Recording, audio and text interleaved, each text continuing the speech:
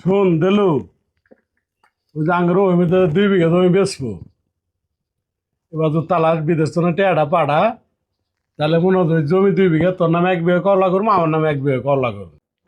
হ্যাঁ ভাই, ঠিক আছে ভাই, ঠিক আছে।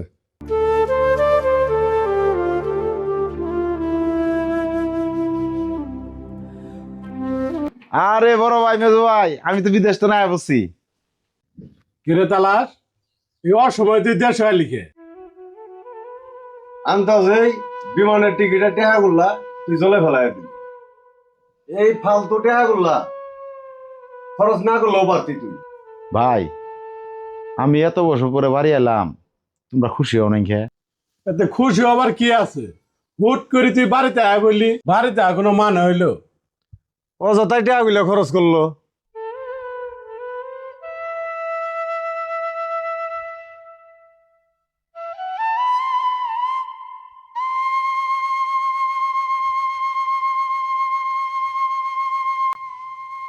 সালাম আলাইকুম চাচা। ওয়ালাইকুম আসসালাম।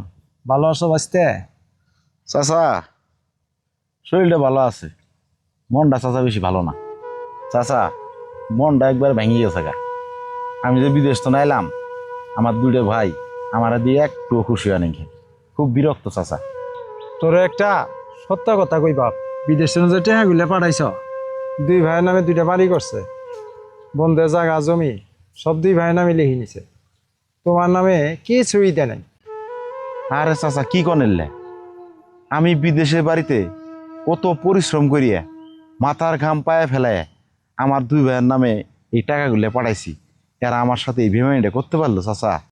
বাবু, যা সত্য কথা আমি তাই কইলাম। চলো ভাই।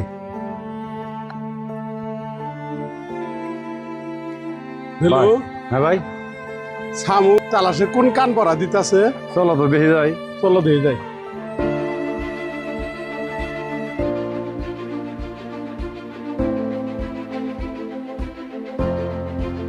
সামু, তালাশ আবার কি কান পড়া দেশ? ভাই, কান পরা দেয় নাই। আমি যে বিদেশে বাড়ি থেকে রক্ত পানি করিয়ে তোমাদের 2 ভাইয়ের নামে টাকা পাঠাইছি, তোমরা কি করছো? 2 ভাইয়ের নামে বাড়ি নিজের নামে করে নিছ, জায়গা সম্পত্তি যা আছে সব 2 ভাইয়ের নামে করে নিছ, আমার নামে কিছু রাখছো তোমরা? শোন হেলালা দেলু, তোরা মানুষ না, তোরা একটা পশু। যে ভাই বিদেশ বাড়িতে জীবন যৌবন সব শেষ করে দিল আর কামাই রোজগার করে তো করে দিল, আর সে ভাইয়ের নামে তোরা কি করছ? তোরা সব নিজের নামে করে নিছস। তো যে এতগুলো টাকা পয়সা খরচ করি বিদেশ পাঠাইলাম, আর তুই আজকে কইতাছ আমরা বাড়ি গাড়ি সমস্ত সব আঙ্গ নামে নিয়ে নিছি, তোর নামে কিছুই দেয় নাই। তো বিদেশ যে পাঠালাম এলে টাকা কই পাইলাম? তো দিছি, তুই বিদেশি থাকবি, তুই বাংলাদেশে কেন আইছস? হ্যাঁ, তুই হ্যাঁ? বিদেশেই থাকগা। তুই বিদেশি থাকা যা যা। আইনু সামুর বুদ্ধি দছস না, আঙ্গুর সংসার মধ্যে বেজাল লাগাও চাইতেছ। তুই সাময় নিয়ে থাক।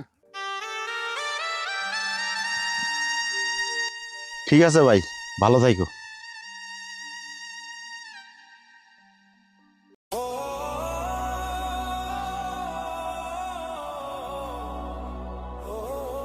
প্রবাসীদের ত্যাগের মূল্য দিতে শিখি, কারণ সম্পদের লোভে রক্তের সম্পর্ক ও বিশ্বাস ভেঙে দিলে দিন শেষে অনুশোচনা ছাড়া আর কিছুই অবশিষ্ট থাকে না।